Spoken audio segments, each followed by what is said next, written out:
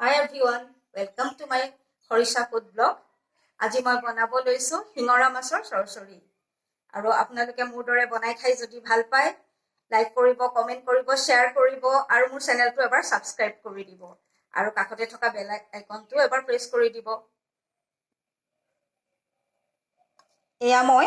হিঙৰা মাছ লৈছো প্ৰায় আধা কেজিৰ ওচৰাচৰি হ'ব হিঙৰা মাছ এইখিনি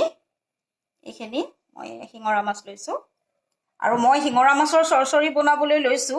ইয়াত দুটা পিয়াজ কুটি লৈছো তিনটা জলকীয়া লৈছো কেঁচা জলকীয়া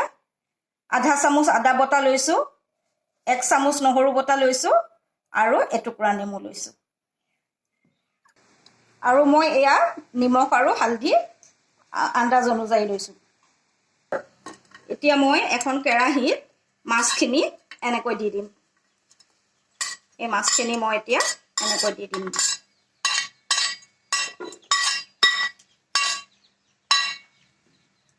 তাৰ পাছতে মই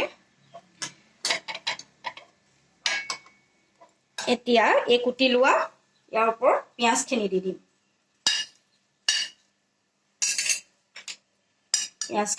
এনেকৈ আৰু আদা নহৰু বটাখিনি দি দিম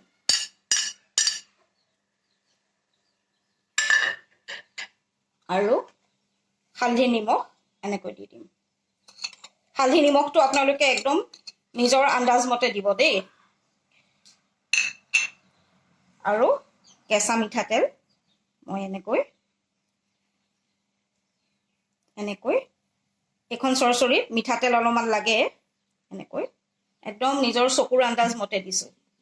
আৰু মই এতিয়া এই কেঁচা জলকীয়া কেইটা মই এতিয়া এনেকৈ ফালি দিম ইয়াতে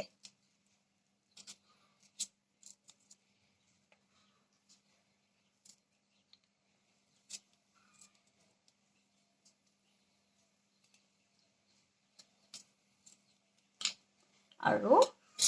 মই নেমু 2-3 টোপালমান এনেকে 2-3 টোপালমান দিলেই হ'ল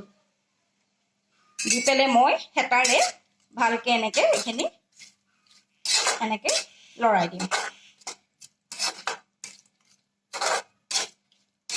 এনেকৈ লৰাই মই অলপমান পানীৰ ছিটা দিম মানে মাছখিনি পুৰা ডুব যাবলৈও নিদিব এনেকে কৰি ঠিক ইমান মানে দিম এনেকৈ দিম এনেকে দেখিছানে আপোনালোকে ঠিক এনেকে দিম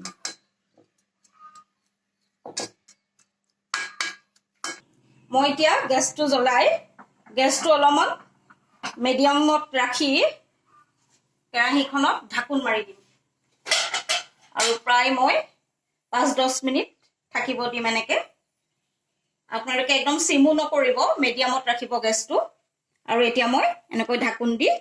থাকিম আৰু মাজে মাজে চাই থাকিম এয়া মোৰ হিঙৰা মাছৰ চৰচৰি হৈ গ'ল দেই এই চৰচৰিখন আমাৰ ঘৰত একদম আইতা থকা দিনৰ পৰাই চলি আহিছে আৰু আমাৰ আইতাই যেতিয়া বনাই মই তেতিয়া সৰু আছিলো আৰু আইতাই বনোৱা মই চাই থাকো মই একচুয়ালি এখন আইতাৰ পৰাই শিকা আপোনালোকে এবাৰ বনাই খাব কিন্তু খুবেই ভাল লাগে